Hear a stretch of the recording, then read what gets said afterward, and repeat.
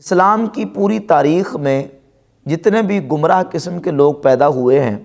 انہوں نے یہی نعرہ بلند کیا ہے کہ قرآن خود پڑھو، خود سمجھو، خود سیکھو اور خود اس پر عمل کرو، اور اپنی رائے کو قرآن سمجھنے میں، قرآن کے مفاہیم اور مطالب اور مراد سمجھنے میں اپنی رائے کو دخل دیا، جس کی وجہ سے وہ گمراہی کا رستہ اختیار کر بیٹھے۔ جتنے بھی بدعتی اور گمراہ لوگ نکلے ہیں، اسلامی تاریخ آپ اٹھا کر دیکھ لیں، جو اول نمبر پر جن کا نام آتا ہے مبتدعین میں روافض اور خوارج۔ خوارج کا کیا کام تھا؟ خوارج نے یہی کیا ہے کہ اپنے دعوے کو قرآن سے ثابت کرنے کی انہوں نے کوشش کیا اور قرآن کے مفہوم کو بگاڑ کر پیش کیا۔ سیدنا مولا علی مرزا شیر خدا کرم اللہ تعالی وجہ الکریم کے خلاف جو انہوں نے پروپیگنڈا کیا ہے، تو وہ اپنے اس دعوے پر قرآن ہی سے دلائل پیش کرتے رہے۔ ان الحکم الا للہ، قرآن کی آیت ہے سورہ یوسف میں، اور اس کے علاوہ کئی اور مقامات پہ موجود ہے، کہ جس کا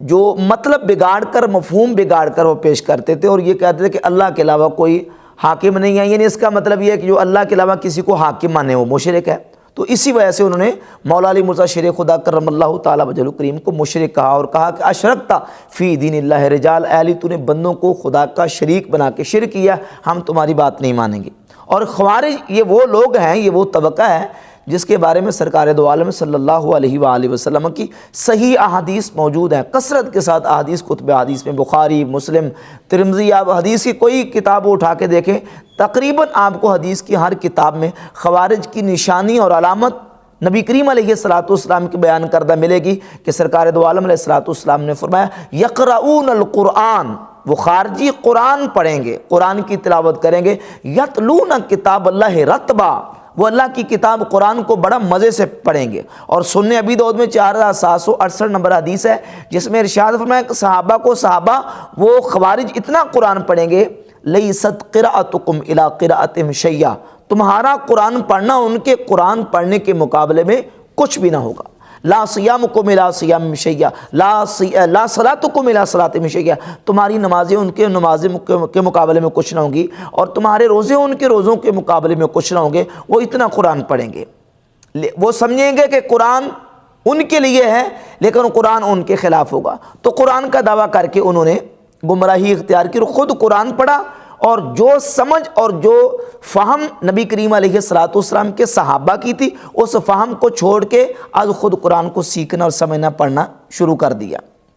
اسی طریقے سے جتنے گمراہ بدعتی فرقے نکلے، معتزلہ ایک قدیم گمراہ فرقہ گزرا ہے، جنہوں نے اپنے جو اعتزالی نظریات تھے، گمراہانہ نظریات تھے، جس طرح قرآن مجید فرقان حمید کو وہ مخلوق کہتے تھے، اپنے اس دعوے کو ثابت کرنے کے لیے وہ قرآن کی آیتیں ہی پڑھتے تھے۔ وہ کہتے ہیں دیکھیں قرآن مجید میں جگہ جگہ پہ لکھے، اللہ فرماتا ہے انا انزلناہ فی لیلۃ القدر، بے شک ہم نے قرآن کو لیلۃ القدر میں نازل کیا۔ انا انزلناہ قرآن عربیہ، ہم نے قرآن کو عربی میں نازل کیا۔ اور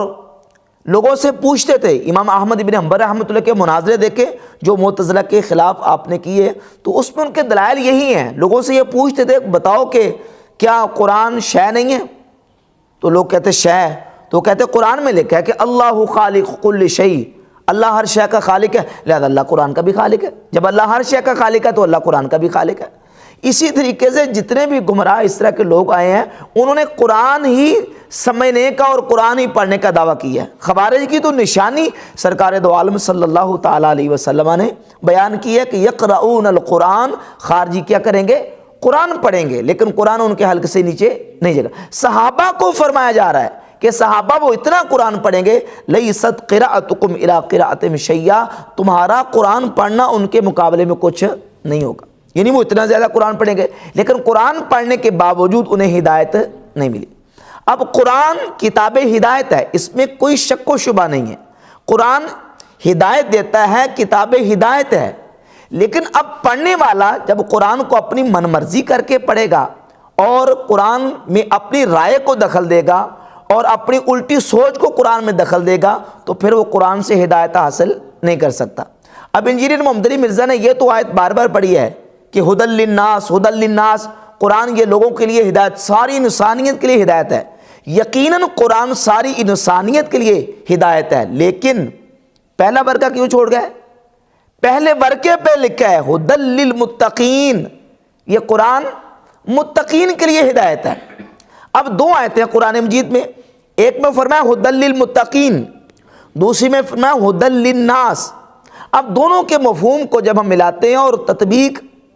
دونوں آیتوں کی تطبیق کرتے ہیں تو نتیجہ بالکل واضح ہے کہ قرآن مجید فرقان حمید یہ اللہ کی وہ کتاب ہے جو تمام انسانیت کے لیے ہدایت ہے، لیکن سارے اسے ہدایت حاصل نہیں کرتے، سارے اسے ہدایت لیتے نہیں ہیں۔ ہدی للمتقین، اسے ہدایت متقین لیتے ہیں، اللہ رب العزت جل شانہ کا تقوی اختیار کرنے والے وہ متقین اسے ہدایت لیتے ہیں۔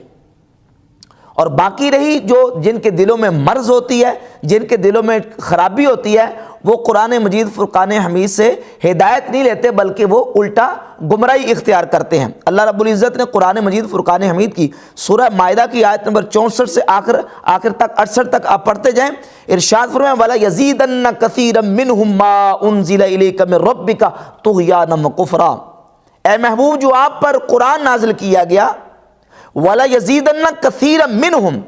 ان لوگوں میں سے بہت سارے لوگوں کو یہ قرآن بڑھا دیتا ہے، کس میں؟ طغیانا و کفرا، سرکشی میں اور کفر میں۔ یعنی یہ قرآن جو آپ پر نازل کیا گیا ان میں سے بہت سارے لوگوں کو سرکشی میں اور کفر میں اور زیادہ بڑھا دیتا ہے، کیونکہ وہ قرآن پاک جب پڑھتے ہیں یا قرآن کے پاس آتے ہیں تو وہ ہدایت قرآن سے لیتے نہیں ہیں بلکہ قرآن پڑھ کے الٹا کیا ہوتے ہیں؟ گمراہ ہو جاتے ہیں اور طغیانی اور سرکشی میں بڑھ جاتے ہیں۔ سورہ توبہ کی آیت نمبر 125 میں ارشاد فرمایا وَأَمَّا الَّذِينَ فِي قُلُوبِهِم مَرَضٌ، اور وہ لوگ جن کے دلوں میں مرض ہے، بیماری ہے، فَزَادَتْهُمْ رِجْسًا إِلَىٰ رِجْسِهِمْ، پس اس صورت نے ان کی گندگی پر گندگی بڑھا دی، وَمَاتُوا وَهُمْ كَافِرُونَ، اور وہ اس حالت میں مرے کہ وہ کافر تھے۔ تو اب قرآن جب پڑھتے تھے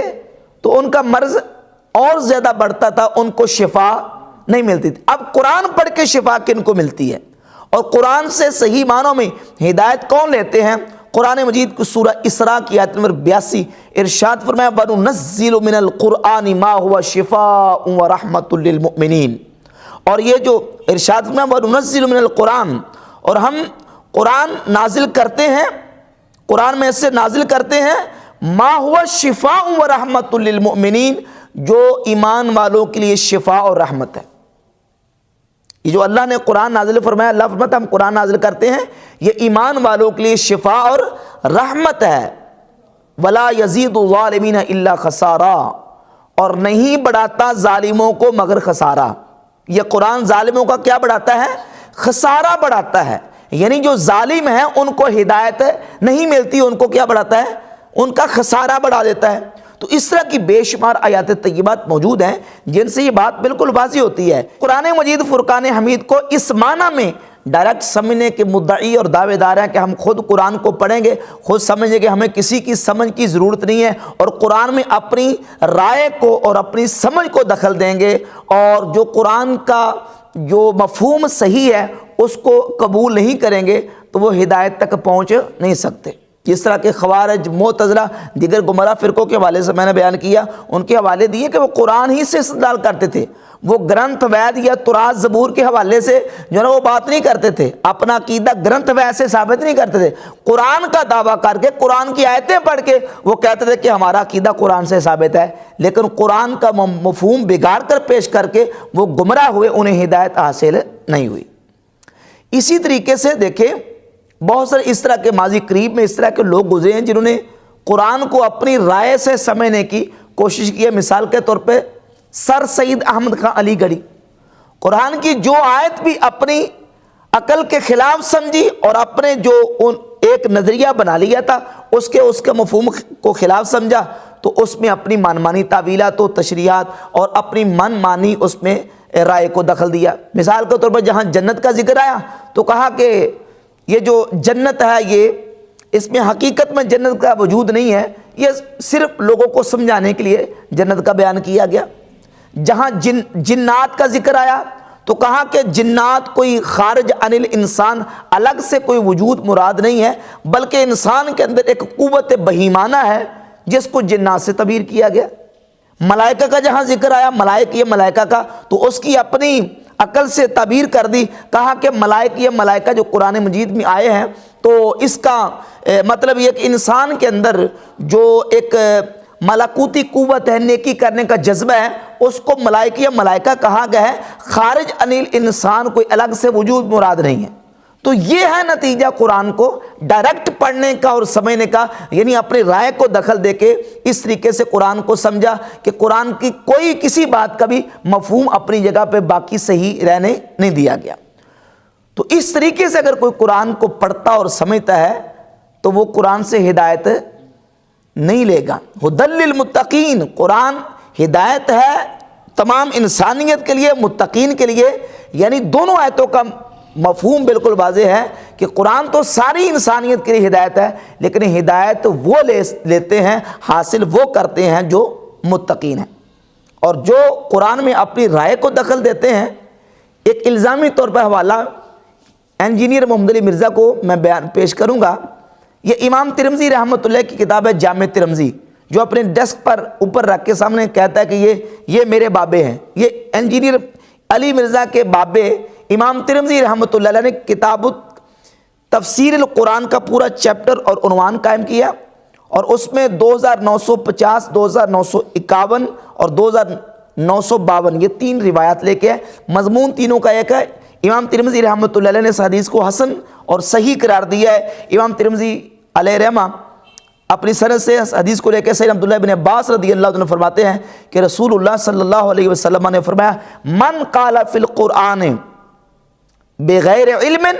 فلیتبوأ مقعدہ من النار، اور دوسری حدیث ہے من قال فی القرآن برأیہ فلیتبوأ مقعدہ من النار، جو قرآن میں اپنی رائے سے کلام کرے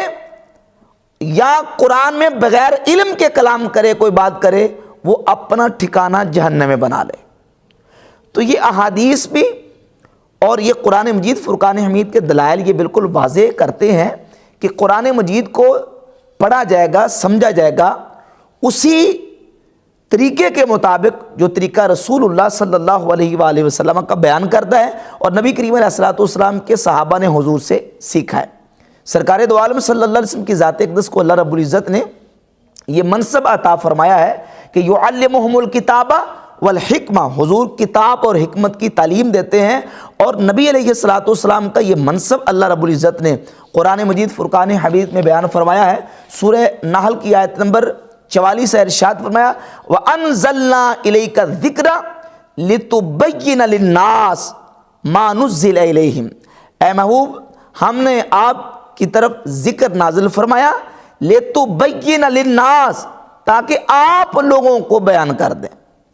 تو اللہ نے قرآن نازل کر دیا، لیکن اس کا بیان نبی کریم علیہ الصلوۃ والسلام نے، جس طرح حضور نے قرآن کے کلمات صحابہ تک اور اپنی امت تک پہنچائے ہیں، اسی طریقے سے رسالت مآب صلی اللہ علیہ وآلہ وسلم نے ان کلمات کے معانی بھی اپنی امت کو سکھائے ہیں اور اپنی امت تک پہنچائے ہیں۔ یعنی حضور نے بالمشافہ صحابہ اکرام علیہ رضوان کو سکھایا، اور انہی صحابہ کے بارے میں صحیح بخاری کے حدیث ہے 4999 نمبر، خذوا القرآن من اربعۃ، ان 4 سے قرآن سیکھو، یعنی عبداللہ بن مسعود، حضرت سالم، ابی بن کعب، حضرت معاذ، جنہوں نے رسول پاک صلی اللہ علیہ وسلم سے ڈائریکٹ قرآن سیکھا۔ تو حضور کے صحابہ نے حضور سے سیکھا، اور بعد میں پھر امت نے اسی طریقے سے جو نا وہ